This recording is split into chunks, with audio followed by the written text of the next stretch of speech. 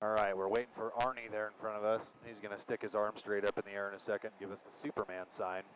That'll mean it's our turn to go.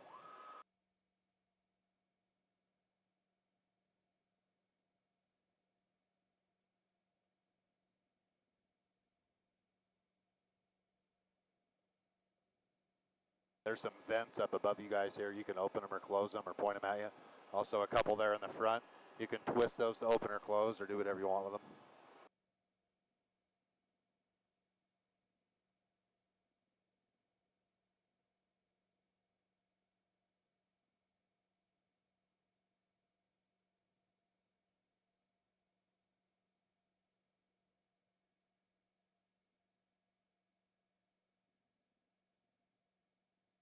And it looks like there's one helicopter behind us. He'll be out of here in a second, then it'll be our turn to go.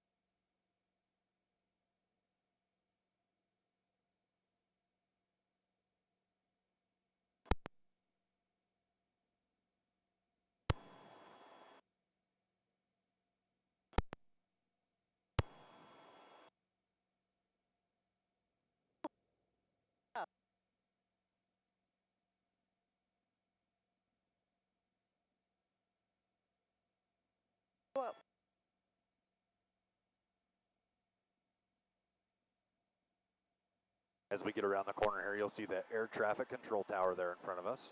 I was just talking to those guys to get permission to leave this airspace. This is Delta airspace. It's controlled for a 4 nautical mile radius and up to 2,500 feet above the ground.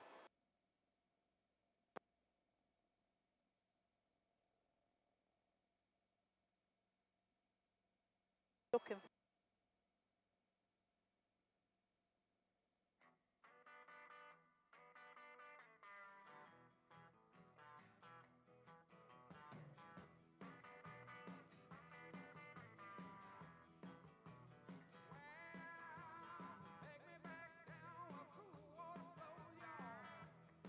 A little bit bumpy over the trees today, but over the canyon it gets quite a bit smoother. When you're low to the ground like this, you get what's called mechanical turbulence. There's little eddies around the treetops that kind of circulate, toss you around a bit. If you look out the right side there, that small hill you see, that's Red Butte. To the left of Red Butte, the large mountain in the distance, the one with the cloud on the top, is Mount Humphreys. That's where the only ski resort in Arizona is. Then to the right of Mount Humphreys are the San Francisco Peaks. Those were named by Buddhist monks after Saint Francisco. That was about 100 years before San Francisco, California got its name. This is the Kaibab National Forest that we're over the top of. This is the largest national forest in Arizona and the largest group of ponderosa pine trees in the United States. You'll see a lot of burned areas out here. The fires that have been out here have been started from lightning strikes. This is kind of the tail end of the monsoon season for us. We've had a lot of thunderstorms and rain out here this summer, and there's been a lot of small fires caused by those lightning strikes. As we get up here in front of us on top of the Grand View Ridge, I'll point out to you a small fire watchtower that's up there. And there's some Forest Service guys that sit in that tower all summer, and all they do is watch this area for fires. Sounds really exciting. I don't think they have any internet up there, so they probably get a lot of reading done.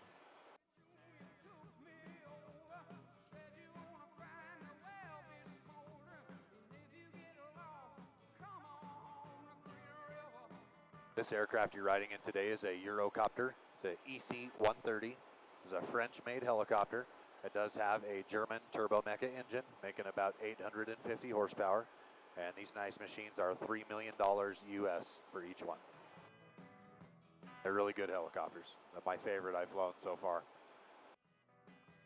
I've been working for Maverick at this location for about a year, and I've been flying helicopters for about 10 years.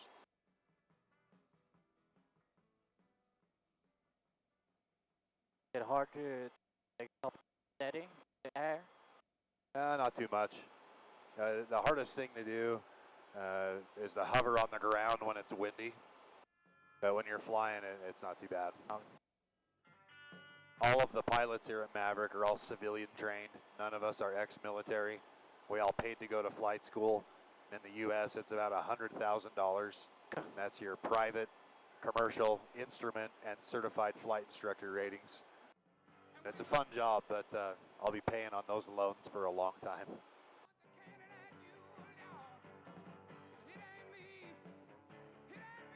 Are you own the drivers? What's that? Are you own the drivers? Do you own the helicopter or? Oh, no. No, helicopters are way too much money. Yeah. Even a cheap helicopter is, $200,000. Yeah.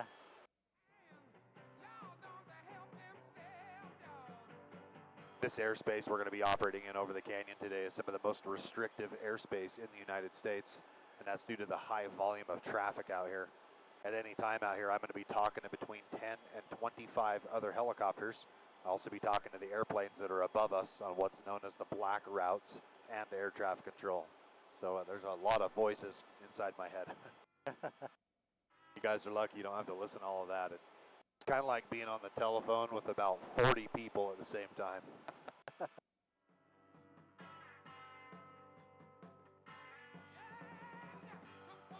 There's that little fire watchtower poking up there on the horizon.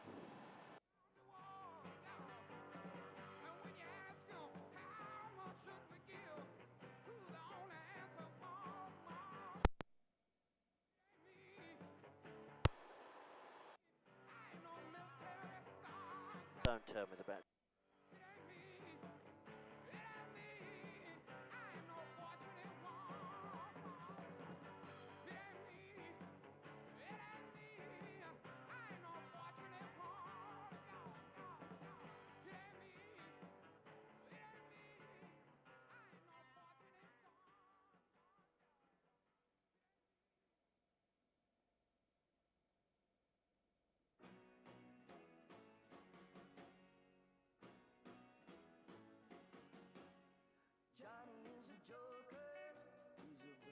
Yeah, you can see a little bit of the canyon there on the left-hand side. That's about as close as we're going to get today.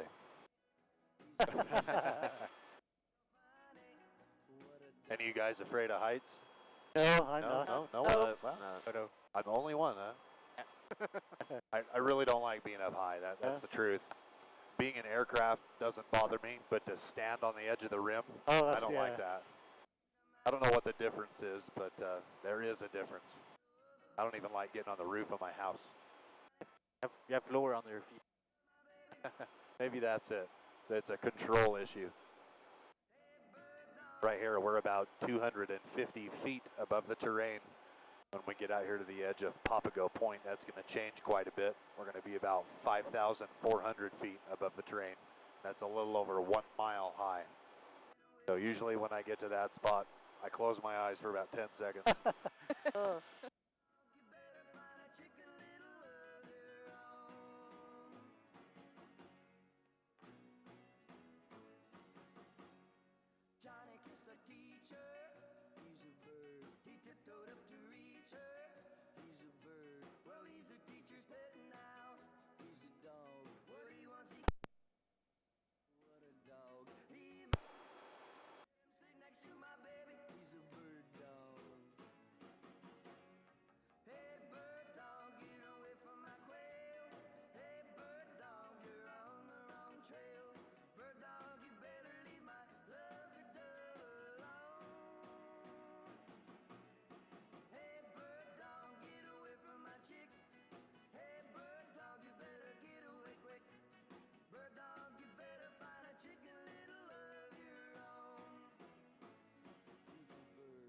All right, you guys ready?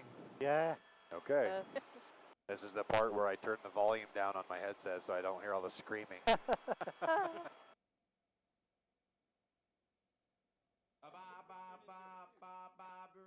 Welcome to the Grand Canyon. Wow. Oh. Oh, good. Heavens above. Oh. Yeehaw. Yeah, I usually get a pretty good column of air either transitioning off or up and over the edge there and toss you around a little bit.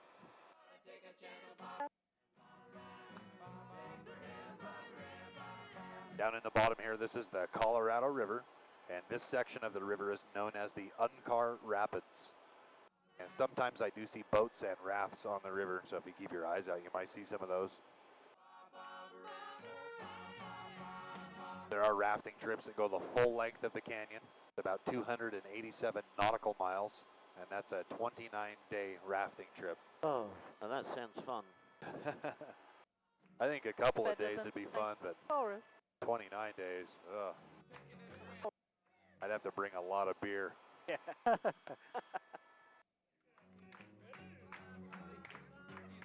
The river is really dirty right now. It's usually a nice green color. We've had a lot of thunderstorm activity out here in the afternoons. It's washed a lot of mud, sediment in there. Originally, this was called the Rio River, and that was before the Glen Canyon Dam was upstream that regulates the water. And it get a lot of fluctuations with the seasonal changes and the snow melting, so it washed the sediment from these red rocks into the river, making That it a make a real rich difference, red son. color. Yeah, yeah.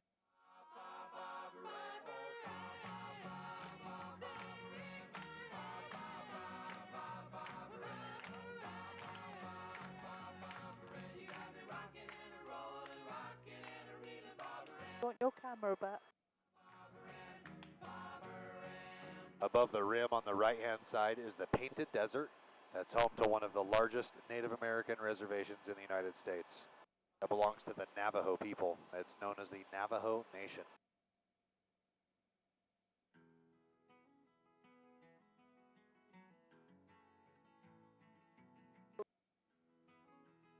And up here ahead of us on both sides of the river, you'll see some dark black rocks. That's from an ancient lava flow that came across the river and formed what is known as a magma dam. It dammed up the water for some distance behind that until the pressure grew so great it finally broke through it. We weren't allowed to bring up, so I got no more battery.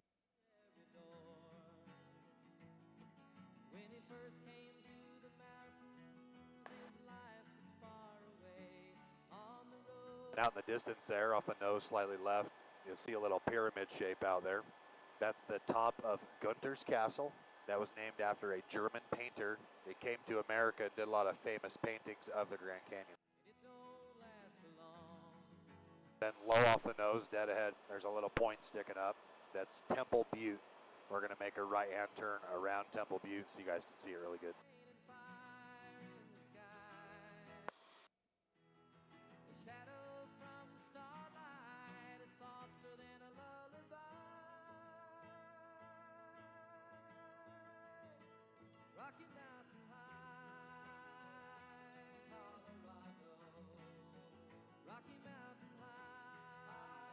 As we make the turn around Temple Butte, if you look down there at the base of the canyon right along the river on the far side, you're going to see some white deposits on that far wall. That's a calcium deposit. And a long time ago, the Native Americans in this area would send their young boys down along the river to collect the salt from those calcium deposits. One of the guys that we have there that works at Maverick that helps us out on the ramp is a Navajo. And he was telling me how important the salt mines and salt deposits were to his ancestors. They would use the salt to cure meats, and so they could survive through the winter.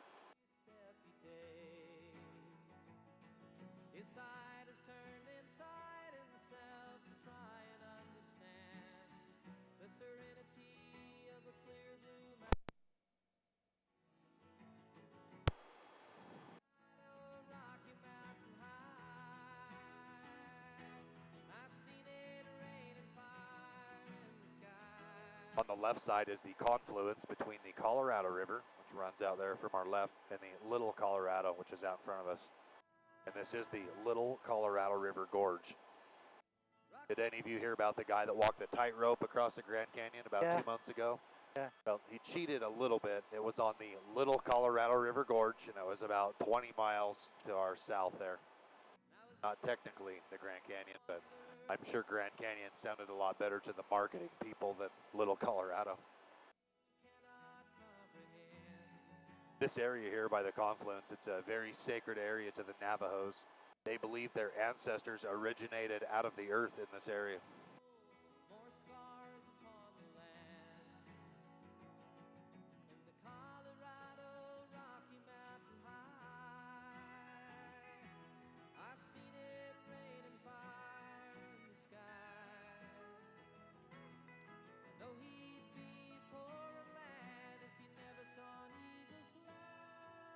And if you look off the nose here in the desert, you're going to see a fence line that runs all the way across here, right out to the edge of the rim.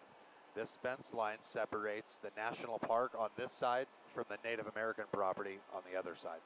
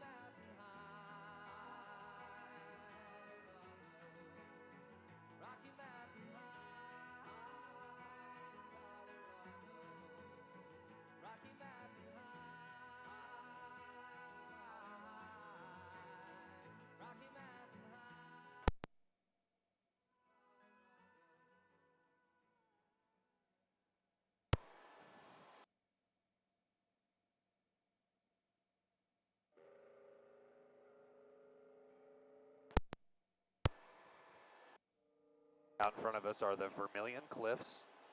Follow that all the way to the right. Beyond that plateau, that's where the Grand Canyon begins at a place called Lee's Ferry.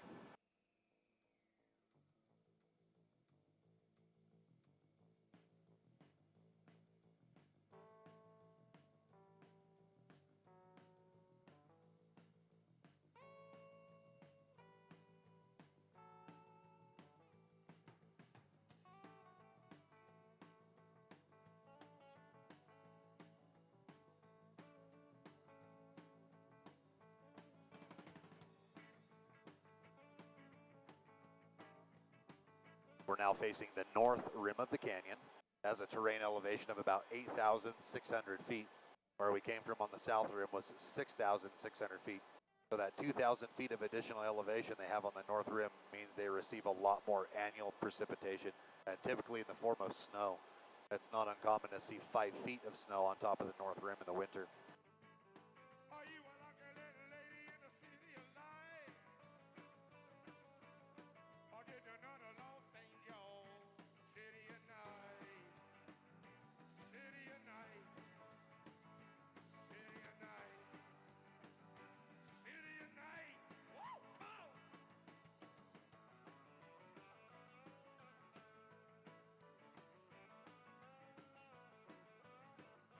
It's kind of cool out here to watch the shadows from the clouds just move across.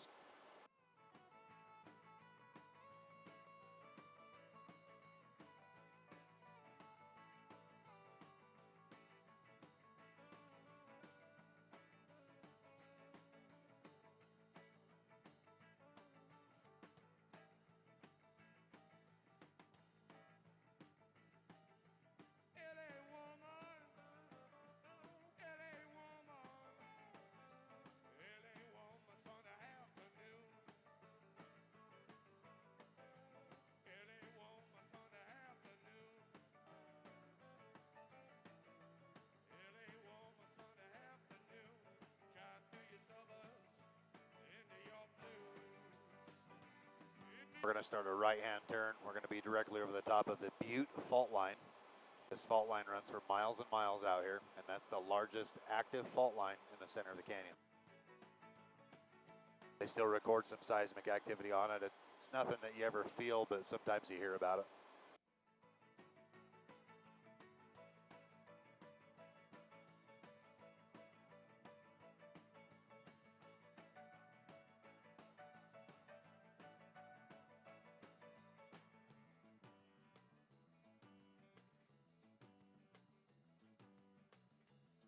You ever get tired of this view? You know, there's 3 different routes that we fly, so you get to mix it up enough that you don't really get burned out on it. But a couple of the guys that have been here quite a while, they're a little burned out. Like, man, I've seen the canyon about 10,000 times. I don't want to see it anymore.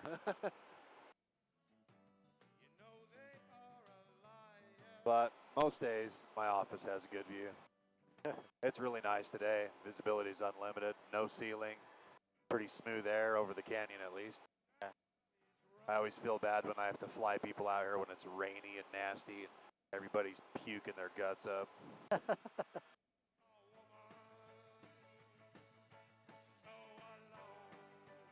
It's funny, you know, I'll call my passengers and they'll come up and one guy's eating a hamburger and I'm like, oh, you ever flown in helicopters? No. You ever flown in light aircraft? No. Well, you probably don't want to finish that hamburger until after the flight. This big mesa here on the right is the Nanquit Mesa, and it's the largest freestanding mesa in the center.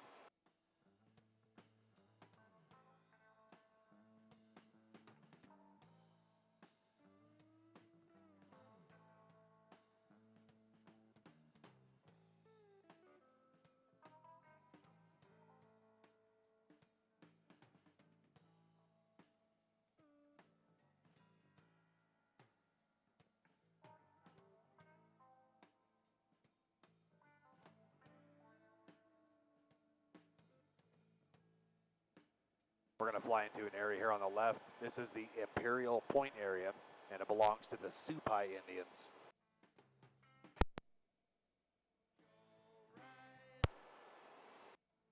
There's a lot of different tribes out here. There's Sioux, Supai, Hopi, Navajo. There's a whole bunch of them. And I learned kind of early to never assume that anyone is from any tribe because a lot of them don't like each other.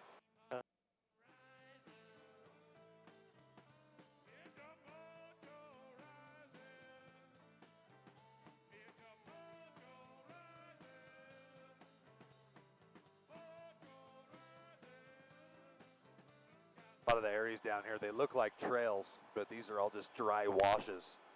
In the spring, when all the snow melts off the top of the North Rim, there's just an incredible amount of water that runs down these. There's a couple of points we're going to fly over here. This one low off the nose is Marion Point. Then the next one over is Bork Point.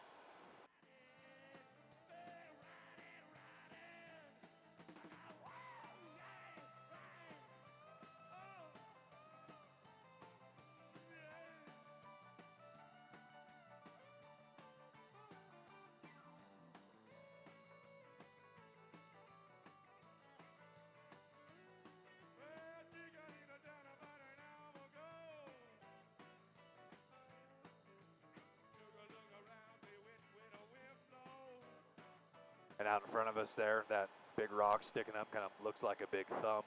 That's Mount Hayden. A big chunk of granite.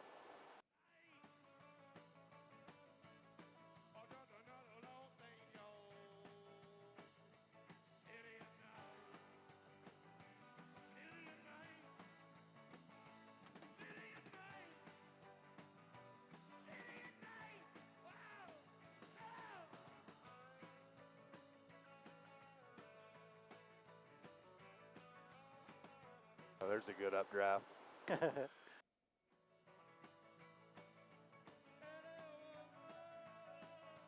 The different colors of the rocks and the vegetation in the canyon causes a lot of the columns of air above them to heat at an uneven rate. So that's why you get large columns of air rising and large columns descending. Do you fly in here when it's windier, or? Oh yeah, we fly in here year round. I've flown out here in thunderstorms and rain and snow, all kinds of stuff. Matter of fact, last week when I was down here on the other side on the Dragon Corridor, I got to land in the bottom of the canyon because there was a huge thunderstorm right on our route, and the precipitation wasn't an issue. Not even so much the downdrafts, but the thing was just dumping lightning everywhere, just lightning strikes. I don't really want to get too close to lightning strikes, so I landed in the bottom and waited it out. which the people I had with me were pretty scared, but it was pretty fun for me must have been because exciting. you don't get to land down there. So Up yours.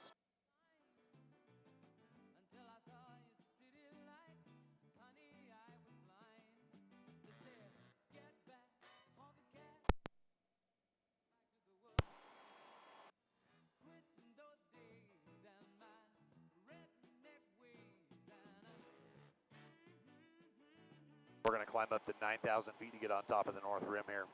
And directly in front of us is Brady Point, and on top of Brady Point is the Battleship.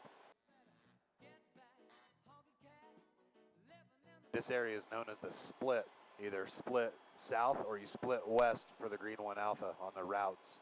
And this area, when the wind's coming from the west like it is today, sometimes it gets a little bumpy up here.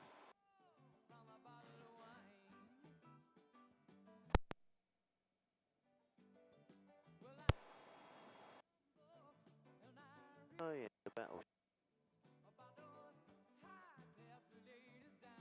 That's probably one of the cooler looking rock formations out here.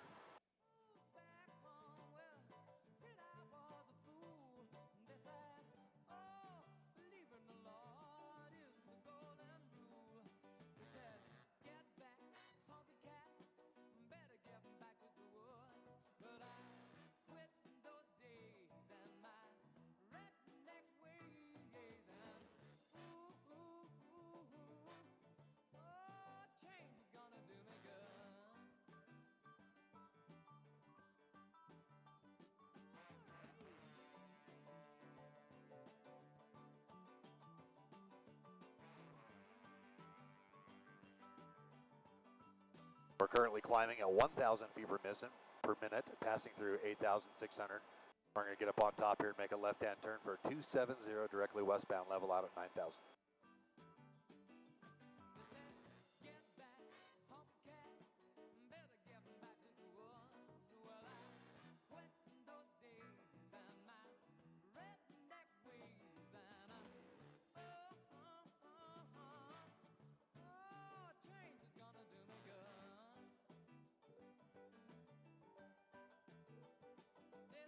On the left side here, that's Bright Angel. That's the widest point in the Grand Canyon.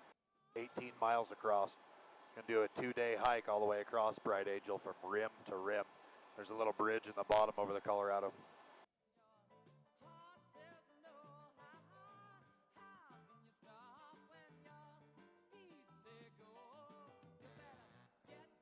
This nice green area you see up here, in 2001 there was a large fire up here. It was a controlled burn done by the Forest Service. It quickly became a uncontrolled burn. The only thing that saved them is the wind was trending from the west, and it pushed all the fire to the edge of the canyon, and it just ran out of trees to burn. But something that's kind of interesting is there's not very many pine trees coming back in this. Most of these saplings that you see are aspen trees, and you can see they're starting to change color as the fall approaches.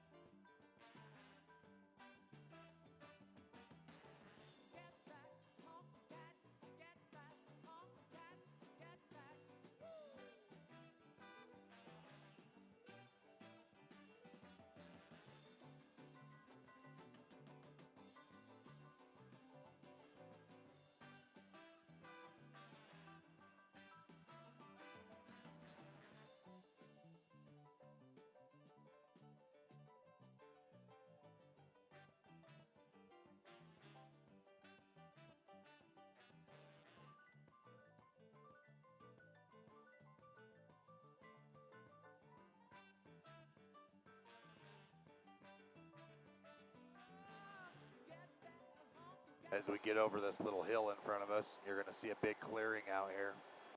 Kind of looks like a big golf course. But in the early 1900s, there was a rancher. He brought a whole bunch of buffalo to this area. And he had this idea. He wanted to crossbreed buffalo with beef cows.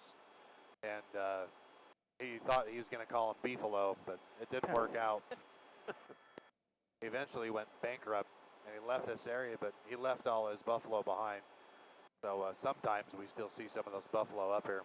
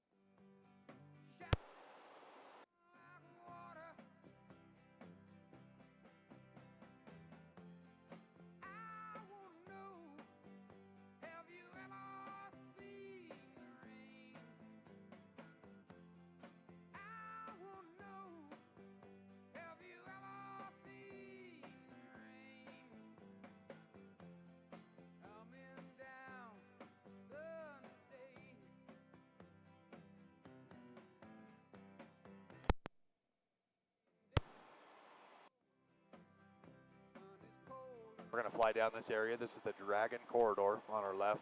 If you look out in the distance there, you'll see a big dome sticking up. That's supposed to be the top of the dragon's head. And you kind of see the lumps across his back.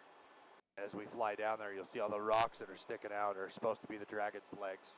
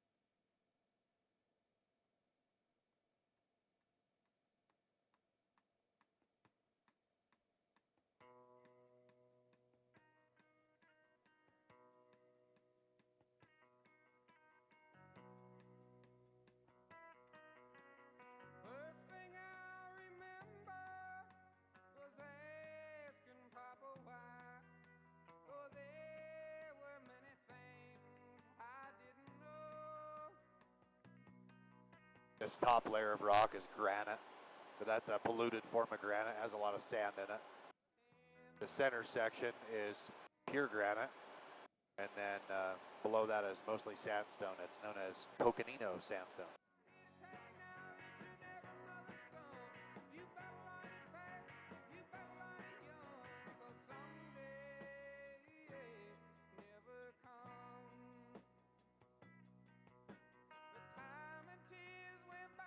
There's an interesting erosion process on these rocks here in the center. What happens is you get water down behind those rocks, and in the winter that water freezes and turns to ice. The ice expands and causes large sections of rock to kind of be pushed off of there.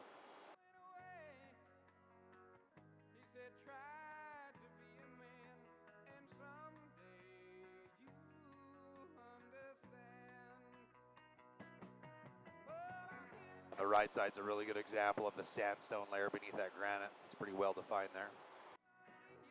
This is the dragon's head. The dome is the top. This is his ear. Around the front, you'll see his face.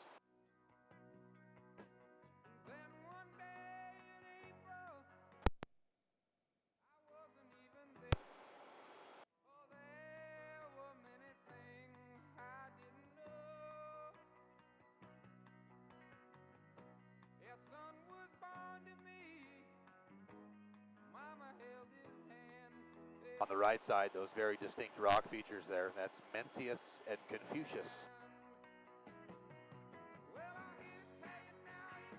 And directly in front of us, that big column of rock that all those helicopters are going right over the top of. That's the Tower of Ra. Ra was the Egyptian sun god.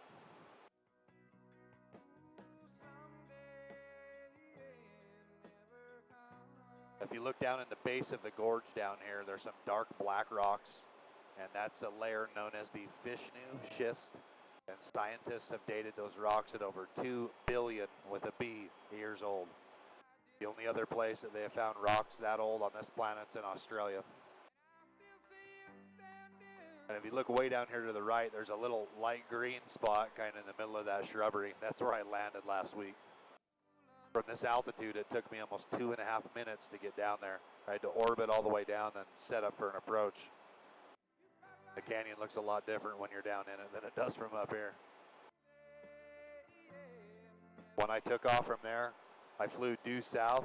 I pulled all the way up to my max continuous power, and I cleared the south rim by about 100 feet. That's how long it took me to climb all the way up and out. It was pretty gnarly.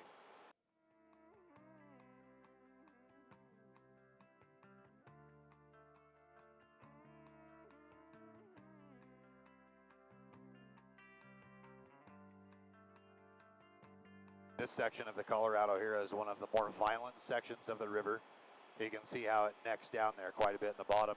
That really causes that water to accelerate, and this is where you would find some of the Class 5 rapids, some of the most dangerous ones in the world.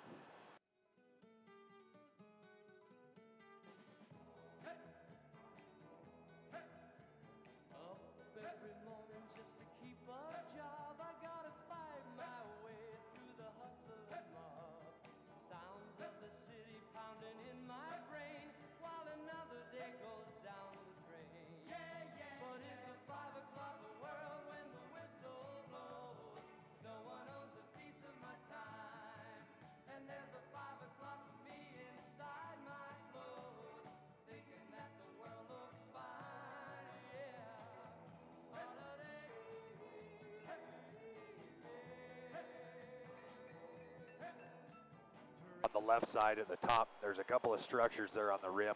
That's known as Hermit's Rest. They're kind of tough to see. But then if you follow all the way down here, there's a trail that goes all the way down to the bottom, and that's Hermit's Trail. It's a 6-hour hike down, 10 to 12 hours up and out. Or you can rent a mule or a donkey and do it, which is probably the way I would do it. That case up here. I'm going to tie you guys in. We'll listen to air traffic control for a minute. 2-2, visibility 10. Few clouds at 6,500, temperature 22, check density altitude 2.4, altimeter 3007. Visual approach and use landing departing runway 21, helicopter south traffic. Caution for helicopter operations in vicinity of airport at or below 300 AGL. Caution coyotes in vicinity of runway. Hazardous weather information for northern Arizona available on HiWAS, FlightWatch, flight service frequencies. Advise on initial contact, you have Zulu. Copter 29, Sherpa Springs, green 272.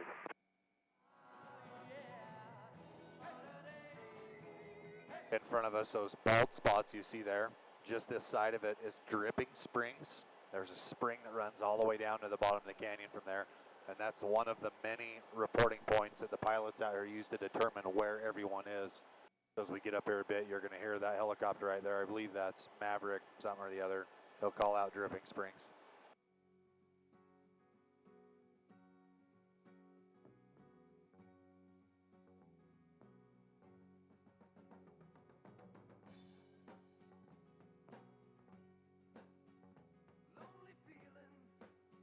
I think Maverick 20 is that one he's in today. Maverick 20, Dripping Springs, green 273. And we are Maverick 19.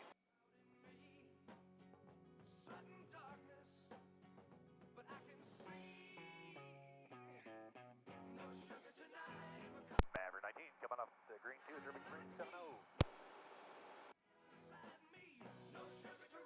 Drop 22, you're Maverick base, Maverick 10, 5 out.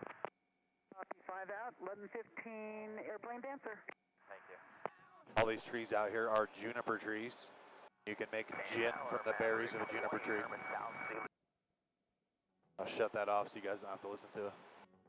Yeah, you can make gin from the berries of a juniper tree, so kind of handy to know. If you came out here early in the morning, you'd probably see a lot of the pilots out here picking those berries. A good rule of thumb is never trust a pilot that doesn't drink.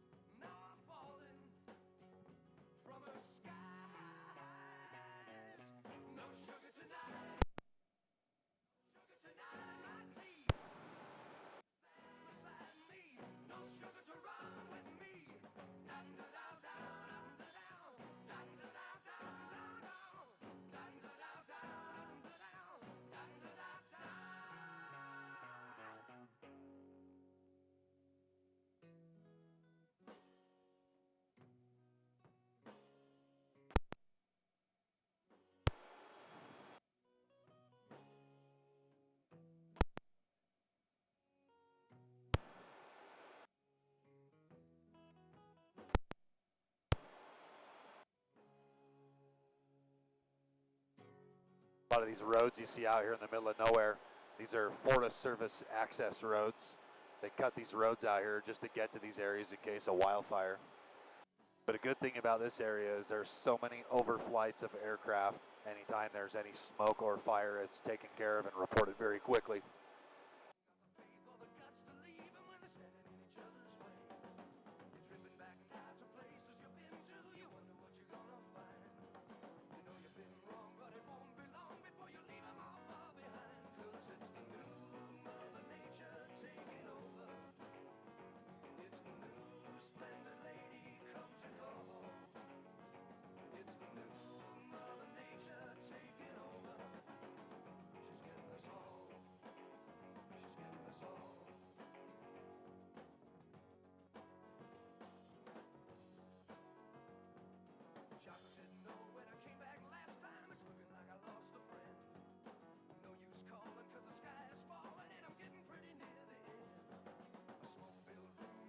Good indication of where the wind's coming from.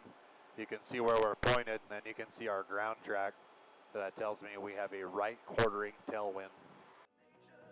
Another good way to cheat is I'm showing about 95 knots indicated airspeed, but on my GPS on the ground speed, it's about 117. So that's telling me I got a 20-ish knot tailwind pushing us.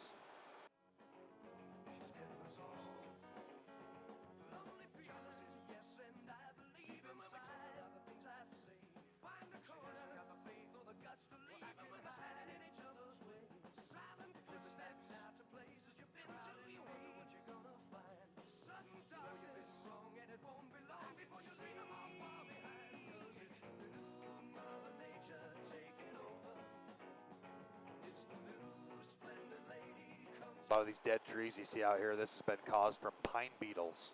They burrow into the trees and kind of kill them from the inside out.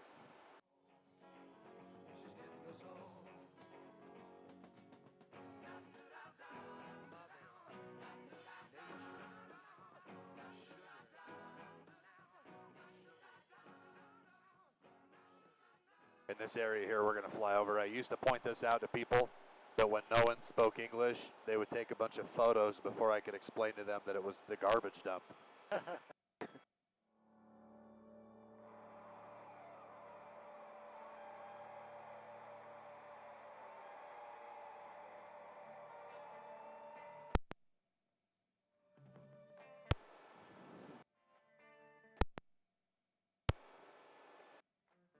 That green water tank you see out there in front of us is known as the Moki.